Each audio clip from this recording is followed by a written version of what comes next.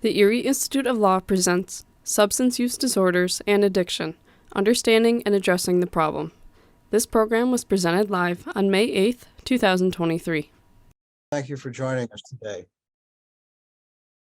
I am going to share my screen at this moment and introduce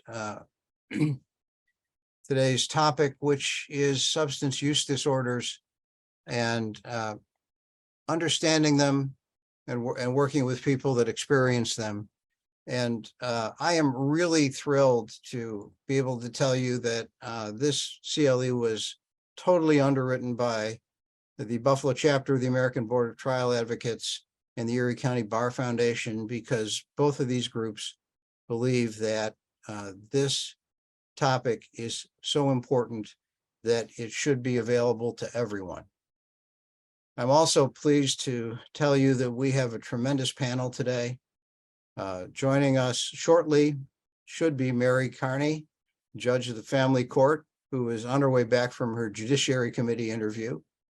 We have David Gutowski, a tremendous individual, totally committed to lawyers, helping lawyers in the Erie County Bar Foundation, and a tremendous resource for lawyers in need. And Megan Andrews, who is our point person for the Member Assistance Program that is run by the Bar Association and underwritten by the Bar Foundation. All of these people bring tremendous experience and knowledge to this topic, and I'm looking forward to the point where I turn it over to them on the issues that are with us today. If you're sensing a pattern, what you are seeing is people who have been dedicated to helping attorneys in need and people in need, and who understand what attorneys experience and why they're understanding that experience and working with them in that experience is important. So we're approaching summer and the sun's out. People will be sitting outside at barbecues, maybe at the beach, and thinking, well, this is the time, just in the words of Jimmy Buffett, to be wasting away. The question is that really true? I'll start with the really bad news, and that is that the incidence of substance use disorders among attorneys is essentially twice the national average. 21% of attorneys experience difficulty with alcohol, 9% experience it with other types of substances. Attorneys treat at a very high rate for clinical depression, and once again, at approximately double the general society rate, experience thoughts of suicide. So why does this all matter? It matters because attorneys, when you look at it, have an ethical responsibility to remain both physically and mentally healthy and to remain grounded in the practice of law. And substance use disorders are one way that you will find yourself not so grounded. If you look at the rules of professional conduct, the ethical obligations that I'm going to discuss briefly before I invite the panelists to talk about the issue that brings us here today are your obligations of competence, diligence, communication, and to use your best judgment. This is the question you have to ask yourself. How do you do this if you are impaired by the use of alcohol or other drugs? So today, after we finish with the ethical obligations, we're going to discuss the strategies that you can use to identify problems in others, or if you happen to be experiencing a problem yourself, we are going to show you paths to seek assistance. There are roughly 50 people signed up for this program. Statistically speaking, 10 of you are experiencing problems with alcohol. 4 of you, statistically speaking, are experiencing other types of substance use disorder problems. Do not mean to imply that it's true for any one of you, but that's, if you look at the group that you're in right now, that's what that's the area in which you live. So let's just talk briefly about the rules of professional conduct. When the rules came in, They substituted competence for zealous advocacy. So a lawyer should provide competent representation to the client. That requires legal knowledge, skill, thoroughness, preparation that would reasonably prepare a lawyer to assist a client in a matter. So this is your obligation to have the knowledge, to do the research, to be prepared, and to be present. Diligence feeds off of competence. You have to act with reasonable diligence and not neglect any legal matter. If you read the disciplinary decisions out of the Fourth Department from time to time, you will find neglect of a legal matter to be one of the constant themes in attorney grievance issues and attorney disciplinary matters. You also have the responsibility to communicate. You have to reasonably consult with your client. You have to keep your client reasonably informed, and you have to respond when your client sends you a reasonable request for information. You will see the way these ethical obligations play out in individuals that are experiencing a substance use disorder.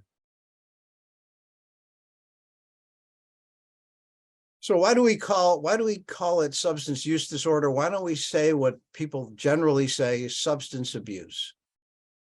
Well, I think the name is important. Substance abuse tends to indicate that somehow or other the individual who is experiencing these difficulties made a conscious decision to go down that path and has a choice and can fix it themselves. I remember early on in my career when I was working with my mentor, this is in the 70s and early 80s, if somebody had a quote problem with the bottle, they had to go fix it. Well, as time has gone on, I want you to consider the name of a substance use disorder, because this really defines the situation people are in. People who are experiencing substance use disorders actually have a lack of control.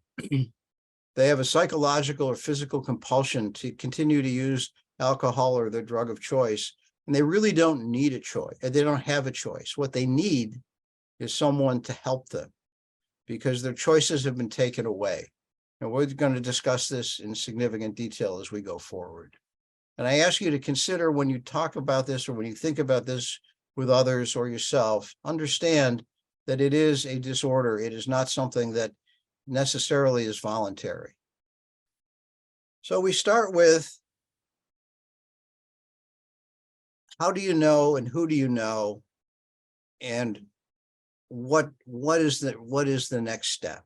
And so I want to ask Dave Gutowski now from LHL to talk about the ways, the areas in which you can identify people and how you go about doing it, and defining ways to assist them. Thank you, Mike. And thank you, everybody, for being here today. This is a very important topic that we're all very passionate about. So thank you for your participation. Well, Mike just recited, the basic ethical obligations under the new rules of professional conduct. And it's really the failure to meet those obligations that leads to red flags, other people's concern for attorneys practicing in our community. And frankly, those are the things: failure to meet those obligations, failure to return phone calls, failure to show up for court and exercise reasonable diligence, failure to show up for hearings. Failure to show up for appeals, showing up impaired to an important court appearance. All of those things lead people to have concern for practitioners of law in this community. So what happens then is crucial to what we're going to talk about today. What happens then is, it's very important, because this is such a widespread disease, and because, as Mike said, lawyers suffer from it to the tune of twice the normal population, that is 1 in 5 instead of 1 in 10. It's important that when we see these red flags, we identify the person who may be having an issue, and It's very simple. Sit down and have a cup of coffee with them, make a phone call. Now, for people that we being LHL, become aware of, we typically get a call through the Bar Association that goes to, in this case, Tim Andershot, who's the current chair of the committee, or any one of us. We sit down with the person and reach out. Very often we're met with a wall of denial. I don't have a problem. I'm horrified that anybody else thinks I have a problem, and I don't want to talk to you anymore. And that's the point where we have to evaluate the situation. And we'll get to that a little bit later in the presentation. But this ultimately is a disease of despair and a disease of isolation. And it's once we've identified someone who may or may not have a problem, it's the goal of what we do to break through those walls to make sure that the person gets the help that they need, because at the end of the day, we're very passionate about this because people die from this disease. And especially when calls come into the Bar Association, and I don't have it in front of me, and I'm going to ask Ann Noble to unmute in a moment and give you the confidential phone number. There is a 24-hour phone number that is available to all of you, that if you need help or you see someone who does need help, you can reach out. This call goes to Ann. Ann is, these calls are totally confidential. And then, through Ann, there's an opportunity to provide assistance to lawyers who are in need, either through LHL, MAP, or potentially putting together a group of colleagues. So Ann, if you've unmuted, and I hope you're still with us, can you give us the number, or can Alicia give us the number? Morning, everyone. Thanks for being here. The official Bar Association number is 716-852-1777. Many of you have my cell phone number, 860-819-4557. So whatever works, and it's completely confidential. Thank you. So how do you, when you're going through this process, David, and we're waiting for Mary Carney to get off the case and get on, do you work through, or do you make contact with maybe colleagues of these attorneys, or potentially social friends, or even the court? Well, we certainly speak with anybody who has a significant relationship with a person who's been identified as a problem. We'll call him the candidate for shorthand reference. The calls that come in, as you've said, are 100% confidential by statute under the Judiciary Law, Section 499. No call to or from a member of a lawyer's assistance committee or an agent of that committee can be compelled even by process. So even if we're ordered by a judge to discuss what's discussed about that candidate on a phone call and an email, we're prohibited from doing so. That's in the nature of a privilege like the attorney-client privilege. So what we do is, if, like I said before, we're met with those walls, thanks, but no thanks, I don't have a problem, in the face of a mountain of objective evidence that you do have a problem and you're in danger of either losing your license, hurting someone, or digging the hole that you're in deeper, we contact colleagues, we contact judges in many occasions, we speak with friends and family, and this is all to collect people who know the person intimately and can participate in the next step of the process, which is typically either an intervention or an intervention-like meeting where we sit around with the candidate and other people who have an interest, other people that love the person, other people that live with the person, people on whom that person depends. And so it just shows them that there's no more secrets, that everybody knows you have a problem. We're not here to point a finger at you. We're here to help you, and really to break down those barriers and essentially to remove all the excuses that we typically get about why I can't get treatment, either inpatient or outpatient. I have too many cases. I have to pay my bills. I have to make my court appearances. my office is going to fall apart if I'm not there. And we are able, thankfully, to leverage the financial resources of the Bar Foundation. And I'm very fortunate to sit on both the LHL committee and the Bar Foundation board of directors to remove each and every single one of those excuses. We get adjournments, we make court appearances, we help you with your files, we'll help you pay your bills, we'll get you gap insurance or pay outright out of pocket for the cost of any type of rehabilitation, substance use treatment that you might need to get you back on your feet, because everybody benefits that, from the candidate and everybody else who would be in that room at an intervention. And so we maintain confidentiality throughout the process, but where someone says, no, I can't do it, I don't need any help, and we believe to the contrary that yes, you do, we reach out to people who are close to that person. And frankly, we've never had a door slammed in our face when we make a request like that. Everybody's willing to be confidential because they care about the person. Megan, before you actually get to the intervention process, when people have identified somebody or potentially themselves, and they get in touch with you, what advice do you give them as a professional in this area? Well, thank you everyone for having me here. Just to give you a sense, I am the Director of Child and Family Services, EAP, which does support the member assistance program that is supported by both the foundation and the Bar Association. And it is an open service available to anyone who is a member of the Bar Association and anyone who lives with somebody who is a member of the Bar Association. So yeah, Mike, I think we go back to recognizing that someone has a problem, and the hardest thing oftentimes is that phone call, that opening up. So the member assistance program very much offers kind of an outsider, someone who is removed from your community. And oftentimes that's the way to get somebody to at least begin to talk about this.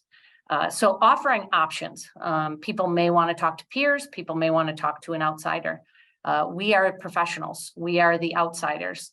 And so if someone calls and they are concerned about themselves or someone else, certainly we would encourage, so we work closely with Dave and the Lawyers Helping Lawyers, and we would encourage them to contact Lawyers Helping Lawyers. But we'd also offer them some hope, because that's really what it's about. I think Dave said it is a disease of isolation. And certainly the Attorney General came out last week and said we have an epidemic of isolation, and the antidote is connection. So any opportunity for connection is what we're seeking. So if somebody reaches out to us, we recognize that they're seeking connection. They do want to know that the information they share with us is also confidential, and it is considered health protected information when they contact us. Therefore, the encouraging to talk with Lawyers Helping Lawyers, encouraging to talk with the Bar Association, because like them, we want to reduce the barriers. We want to help them navigate this kind of scary system, which is, how do I get help? I'm considering it. The other thing is that we really want to send the message to them that they deserve to feel better than they do right now, that their life matters, that they have two choices, and that is either deal with the trauma or the circumstances that have brought them to this point in their life where they are concerned about their substance use, or they're going to have to deal with the consequences of the substance abuse and abuse will have on their own lives, professionally and personally. So it's about encouraging, and it's about sharing any message of hope and helping them navigate the system. Well, thank you, Megan. I'm pleased to tell you that Judge Carney has joined us. At least I'm told she has. Can you hear me? Sure can, and can see you too, Judge. Good. I was here and then I had a technical difficulty. I think maybe today's not my day, so I so apologize. No problem. One of the things I want to go back to is that, I have heard from other people in the practice that they believe that, if they have the substance use issue, that the role of the court would only be disciplinary and would not be helpful. Can you talk to us about your view of the role of the court in assisting people who are experiencing a substance use issue? Have you already covered, Mike, what to look for? Or Yes, but I think it's important that they hear it from your perspective and what your reaction Sure. is. So first, I don't think the role of the bench in any way, shape, or form is disciplinary. I think the bench is there to support and help colleagues if they are struggling with a substance use disorder or any type of maybe a mental health struggle. There are subtle cues that I look for if I'm noticing a lawyer who I perceive as somebody that might be in need of some assistance. It might be things like subtle shifts in their hygiene, looking a bit more, wrinkled, disheveled. Maybe their eyes are red or watery. Maybe there's a slight tremor in their hand or in their speech that you begin to notice tardiness, missed court appearances, things that are out of character for that particular lawyer. I don't know if you've covered this. Over COVID, obviously, it was hard to be in close proximity to one another. But I try to make a point to get in close proximity if I feel like somebody might be struggling, always with an eye towards helping that person with compassion to try to lead them to get help and feel better. That's the goal. It's never to discipline or shame or humiliate. Never, never. It's only to help. So this leads us to the slide involving intervention. Judge, have you, has the courthouse or your courtroom or chambers ever been used for an intervention?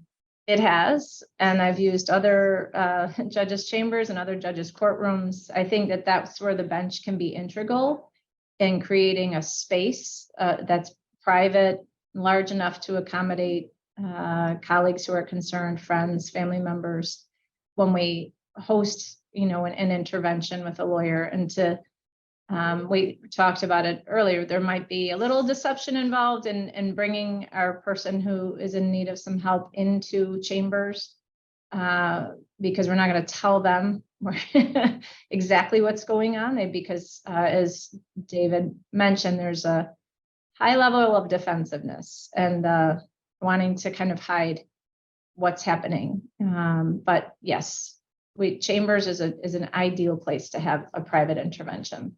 And I like the way you characterize that as a person in need. That's the way I like to look at it. I think it defines what happens from this point forward. David, you had already talked about bringing in friends and family and how that there's always a willingness on the part of friends and family to participate.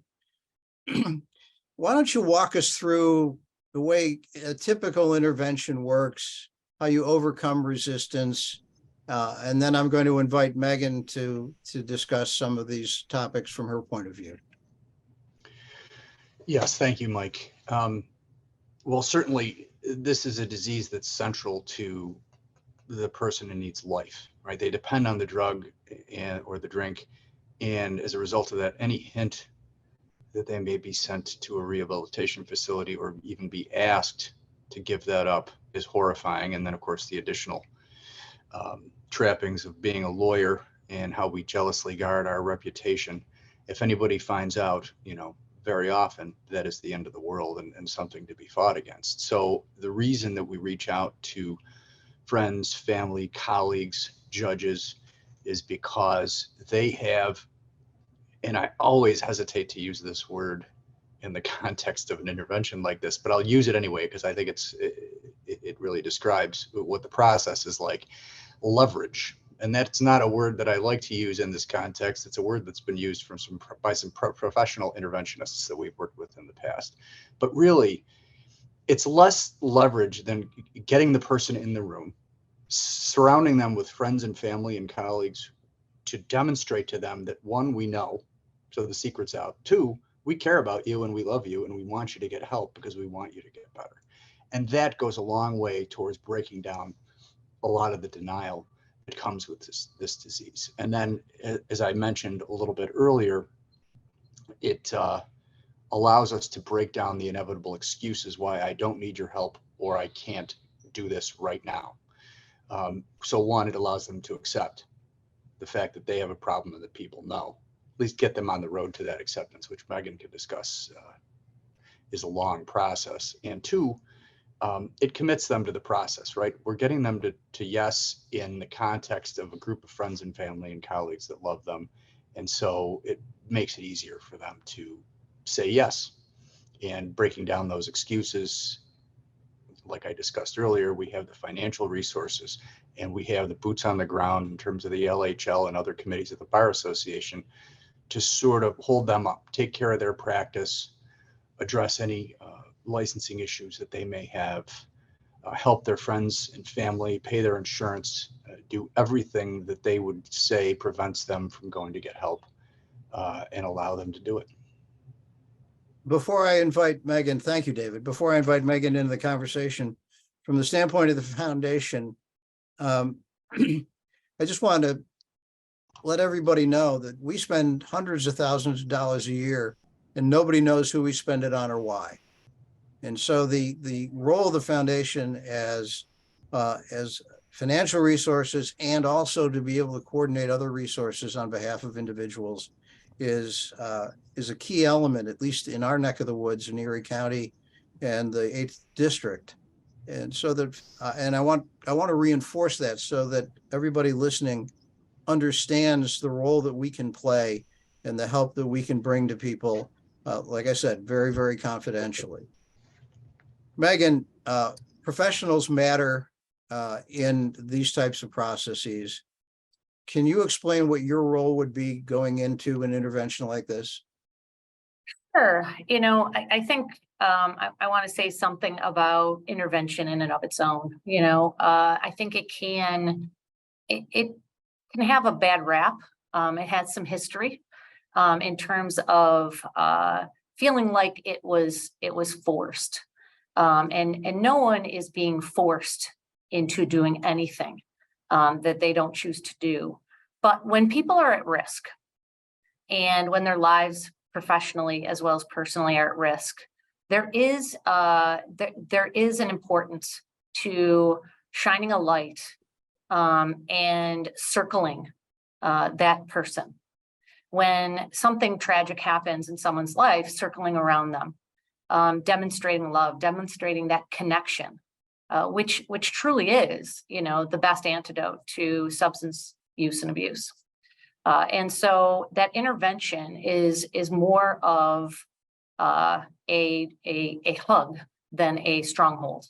And so having people who are your loved ones around you and saying, we know and we see you, can break down that need to defend and to protect because they're feeling threatened.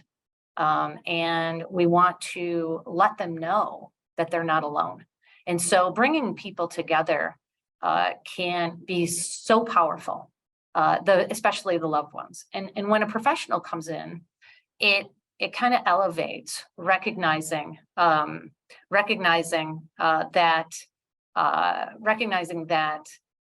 we understand the system.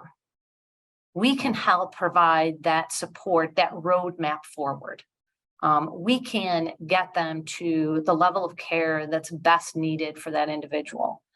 We can help them navigate that privately. We can help them work with the foundation, work with Lawyers Helping Lawyers, working with peers supports and other supports that are available. And so bringing a professional in really allows that we understand the system, and I know it's scary, but we've been down this road with others and we won't be with you through this.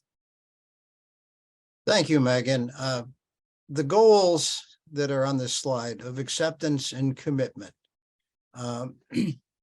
David, I'll start with you.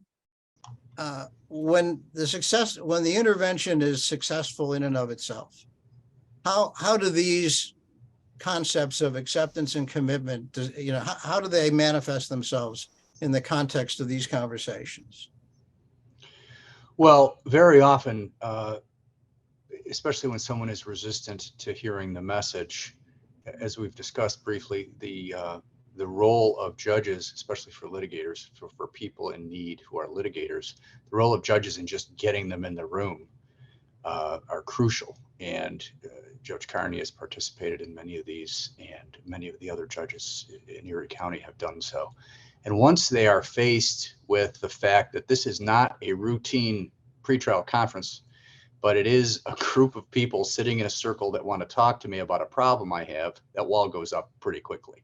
But getting them through the course of an intervention to acceptance is the most important part, because very often, not only are they afraid of anybody delving into how much they drink or whether they use drugs, they're refusing to accept the fact that they have a problem themselves. And it's only when they accept even that they may have a problem that they're willing to discuss and look into and accept some treatment to talk about, take some precautions against the problem getting worse. Only at that point, which we're calling acceptance, is someone able to get better. That's a crucial point, and it's important that the intervention results in some acceptance by the person in need, because once they realize the possibility of having a problem, then we can start answering getting them to answer some very specific questions and getting them to the next phase, which is the commitment. In other words, I don't think I have a problem, or maybe I do begrudgingly acknowledge it, but I will commit to doing what you propose. I'll commit to signing a monitoring contract with LHL. I'll commit to doing some outpatient treatment. Or, this problem has gotten so bad, I'm sick of fighting it. Yes, I will agree to go to an inpatient rehabilitation facility. And we can make all those things happen immediately out of the intervention, which is also very crucial, because as you can imagine, as soon as someone steps out of that room, things change in their own minds and they'll walk back some of those promises. So very often we get them into inpatient beds directly from the intervention itself in the more difficult cases.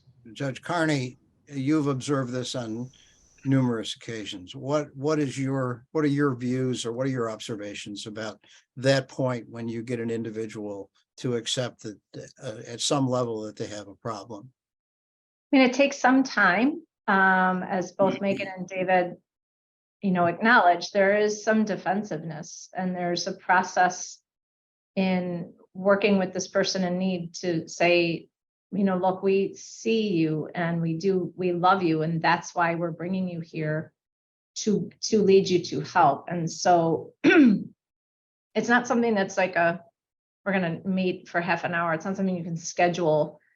Sometimes they last a little bit longer. It depends on the individual and how quickly we get to an acceptance. But to me, the successful interventions result in, hey, your bags are packed. We've packed your bag, and so-and-so is here right now, ready to take you.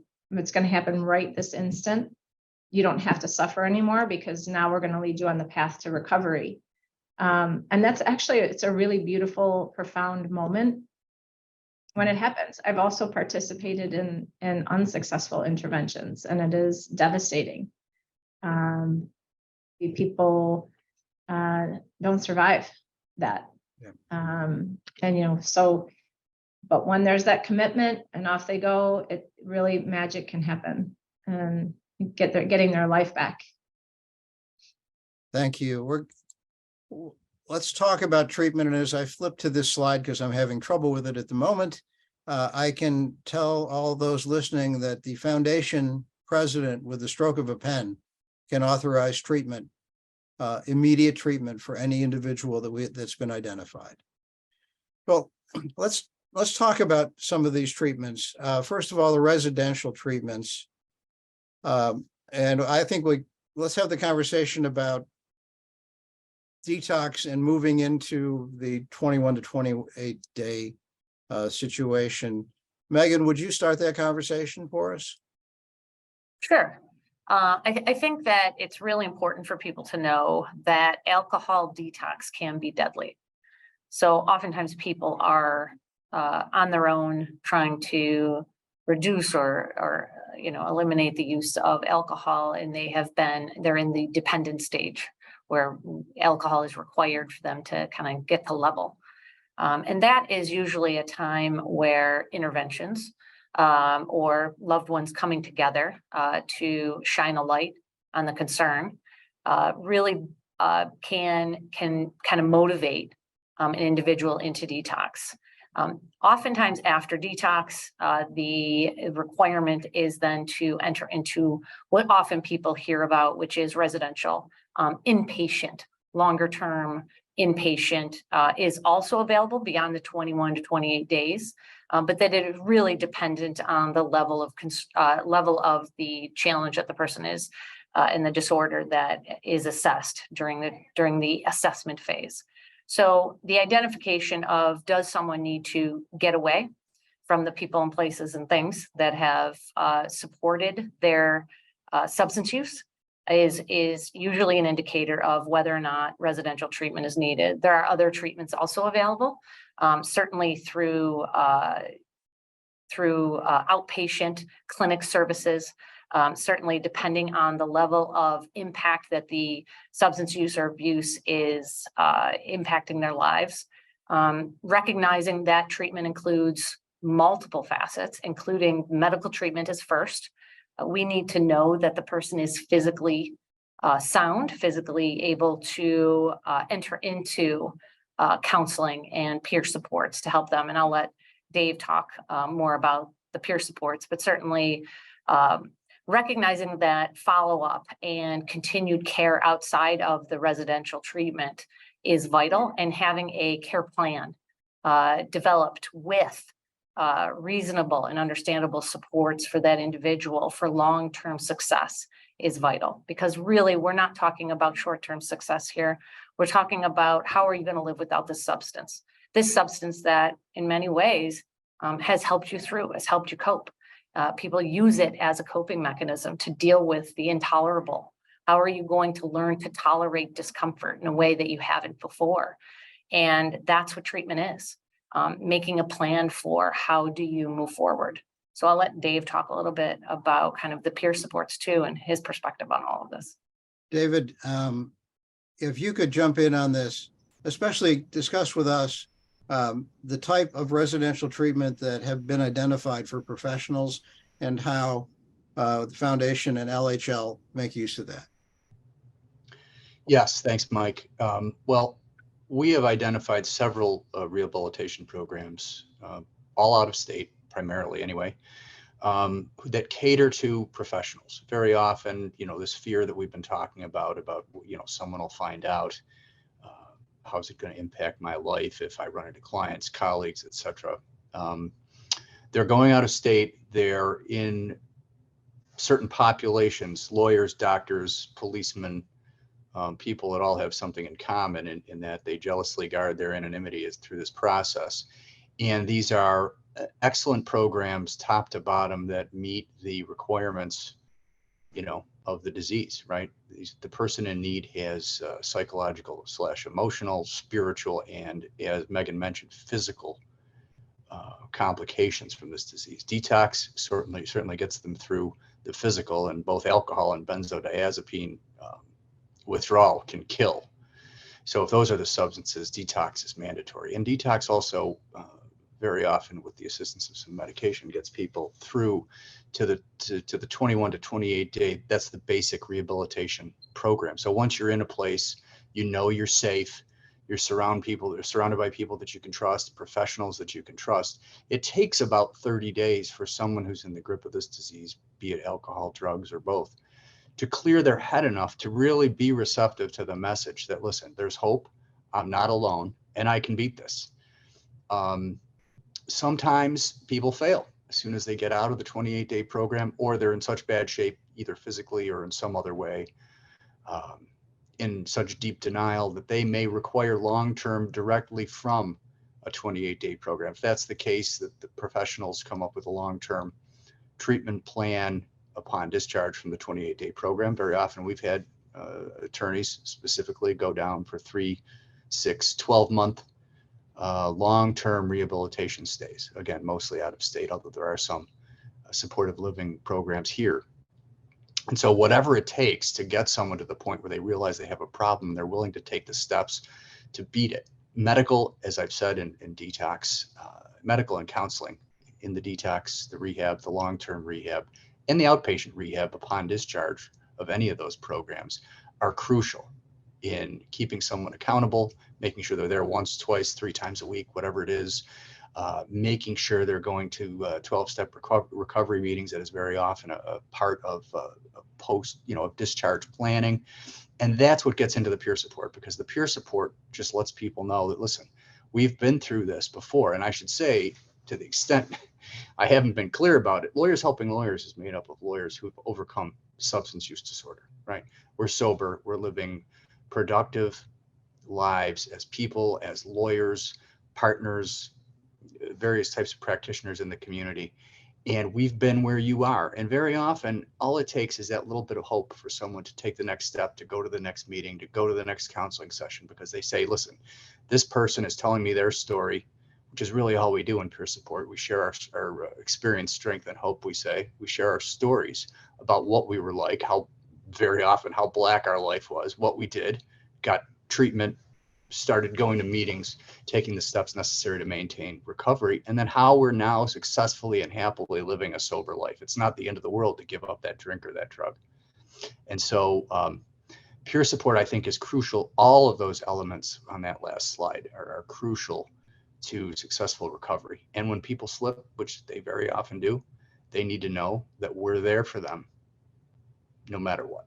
So when individuals get out of treatment and come back to their families and their practices, there are certain, there's some complications that still have to be addressed, some issues that have to be addressed on this slide.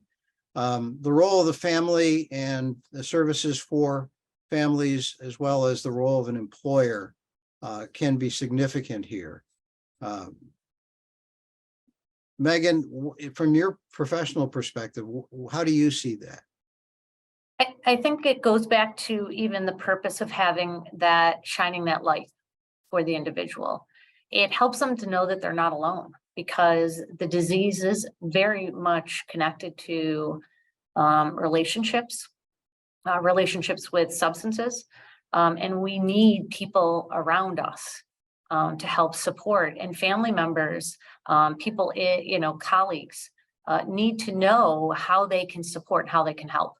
And education is a big part of that. There's, as it says here, Al-Anon groups and other family groups, other education opportunities to learn about how they can support in the best way possible, and not be, and really put a light on and hope for the family and the individuals.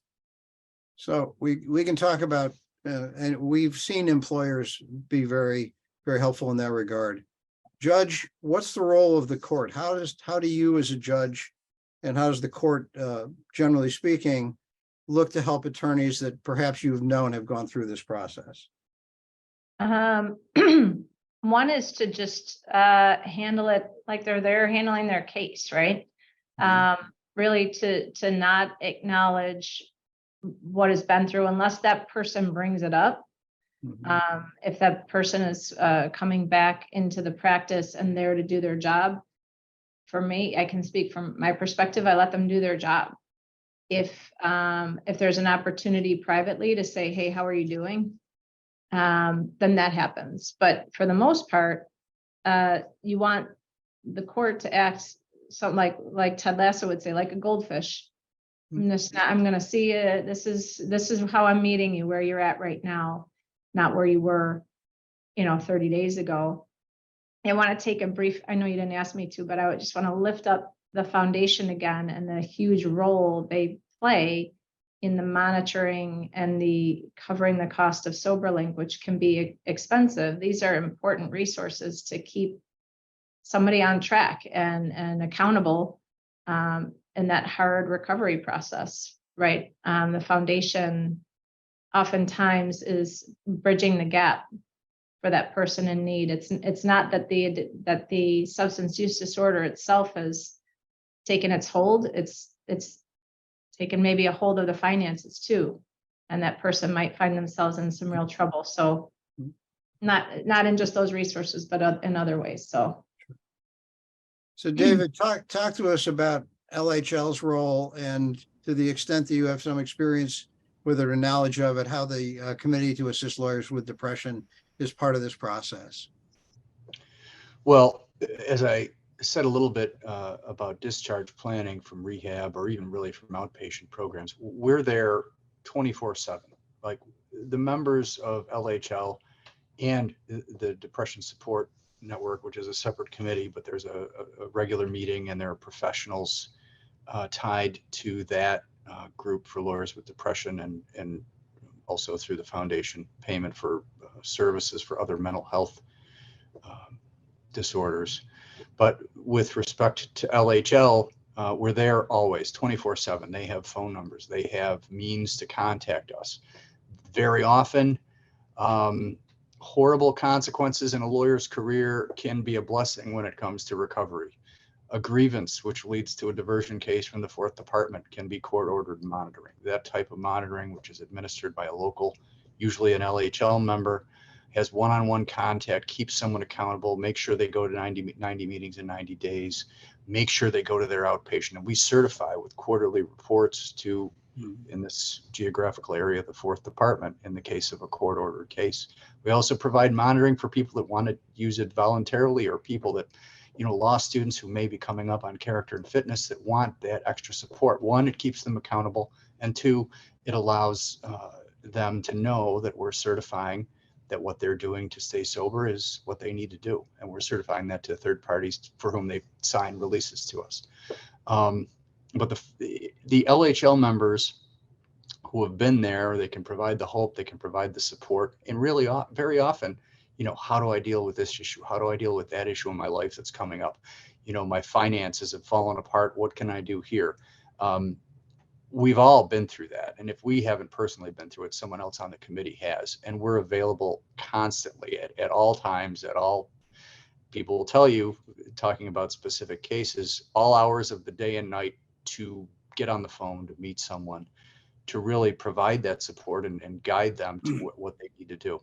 The family and the employer are, I should say really quickly, are important aspects of this. But very often what LHL does in that context is recognizing the need for the people to keep jobs, to build bridges back with their family, rebuild those relationships. Very often I field calls from employers and family members saying, this is completely new territory for me. What do I do? Should I just give in to everything that the person in need wants, or how should I address this situation? He's in danger of losing his job. What should we do about this? Well, how much leeway should we offer? Because they intuitively know that the way they handle the situation may impact the person's recovery. And the last thing anybody wants is a relapse for the person to go back the way they were. So it's sort of a holistic approach that considers every person, just like getting into treatment, just like the intervention. Recovery is a lifelong holistic approach where all the resources need to be brought to bear. And ultimately, I should say that a majority of the successful candidates who have worked with LHL become members of our committee out of the gratitude they have that they've been able to live a sober life and the desire to give back. The alphanumeric code for this segment of the seminar is MAP8. You are required to submit this code on the attestation form, verification for completing this tape, and for CLE credit. MAP8 is the alphanumeric code for this seminar. Okay, we're running out of time, and we could, believe me, we would spend as much time with you as you wanted us to spend, but we are mindful that we are supposed to be off in an hour. So aftershocks, things don't always go right? Sometimes things go wrong. One of the aftershocks is the fallacy of I can just take one drink and it won't hurt. David, I know you were just on, but I asked you to get on again and talk about that momentarily. One of the most difficult concepts for someone who needs recovery to understand and internalize is this very concept, because people grow up normally by the time they get to us, people have been drinking for 20, 30, 40 years. In some cases, it's become an integral part of their life. It's the way they block out all the consequences of bad behavior and all the guilt and shame that they're feeling over the way they've lived their lives. And so to be different from my fellows, to be different from my colleagues, to be different from my family members, and the fact that I can't have a beer on a weekend, on a sunny day around the grill as summer's coming up here in Buffalo, is very difficult for people to understand. In fact, most of the 12-step programs don't lead with the fact that, you will never drink again for the rest of your life. You'll never use drugs. They say we do this one day at a time. And it's important for people to live and think and feel that way, because you may take one drink, you may use a drug once, and nothing happens. You may do that once, twice, 3 times, but ultimately the disease is going to take hold and you're going to have no control whatsoever about where you end up, how many drinks you have, what state you wake up in. I mean, the stories are horrific and endless. And so we manage that, especially in early sobriety, by saying, just do this for the day. Tomorrow's a new day. Go to a meeting, call me, do what you need to do to maintain a sober life. And eventually it gets easier as the time goes on. But, that one drink could be the end of your life in the most dire of cases. And so that's what we have to guard against. Thank you, David. Briefly, Megan, can you talk about the mental health issues that might be attendant to coming back from treatment? Yeah, I mean, I think we touched upon depression, anxiety, and other mental health concerns that certainly oftentimes people are masking with substance use abuse. And the reality is fear, anger, and sadness, and some of those kind of negative feelings that have been that become kind of prevalent in the course of healing. The recognition that those are just feelings. We don't have to judge them. We don't need to shame them. They're just feelings. And we have to learn new ways of coping and managing our discomfort. Life comes with those feelings. It's not all happiness and excitement and celebration. And we need to balance that. And how do we kind of redevelop our emotional stability, redevelop our capacity to tolerate all kinds of emotions and not judge them?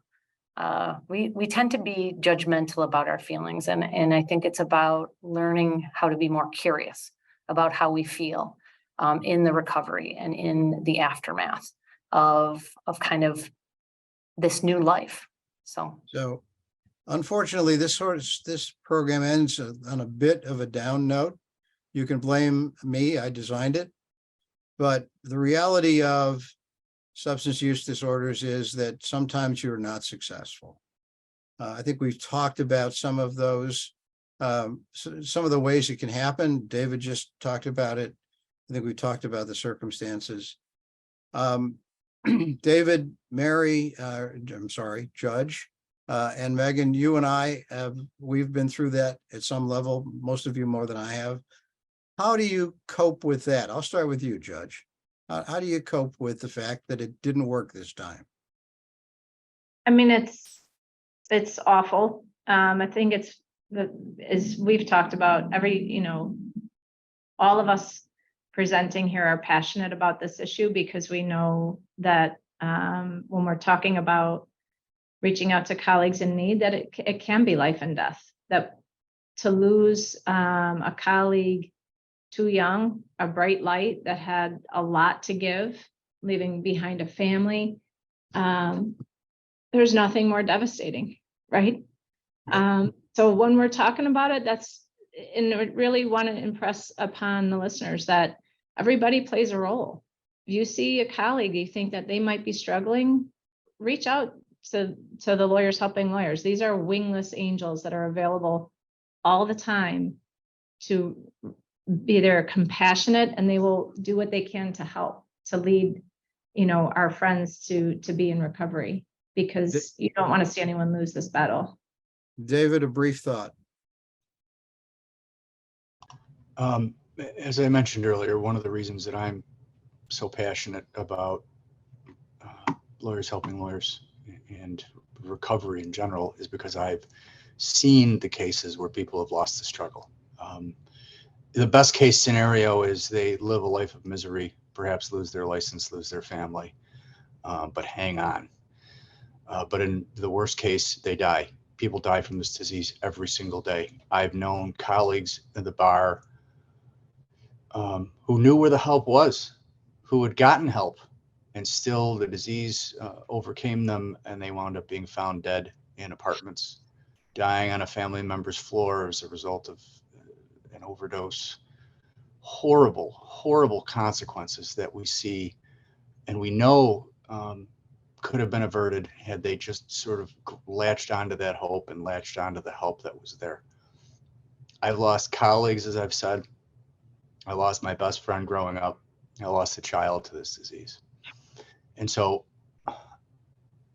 all I can say to everybody who's listening here, everybody who may see this video in the future, is make the call. If there's any question in your mind that this person needs help, that this person is an alcoholic or a drug addict and really needs to recover, please make the call. Call Ann, call the number for the Bar Association, call me. My number's available and you can get it from Ann, because what the worst case scenario is they're going to refuse the help. And maybe having planted the seed, they'll know where to come when they're ready. But for someone to die or to suffer not knowing that there's help out there is the worst tragedy that I can think of. Megan, a final thought? There's hope. There really is. We've, for so many of those tragic stories, there are also so many times when this worked. And just to be a partner with the foundation and the Bar Association so committed to this, Lawyers Helping Lawyers and everybody, it's truly an honor. Thank you. Thank you, Megan and David. Unfortunately, our time is up. I do want to thank Judge Carney, Dave Gutowski, and Megan Andrews for being part of this, for helping me work through and design a program that we are just passionate about. And thank the Erie Institute, the Bar Association, the Foundation, and the Buffalo chapter for their support in this matter. Thank you all. You now know where you can call if you need help or you know someone that does. Thank you for viewing this seminar, and please remember to fill out your attestation form, verification of completing this tape, and for CLE credit.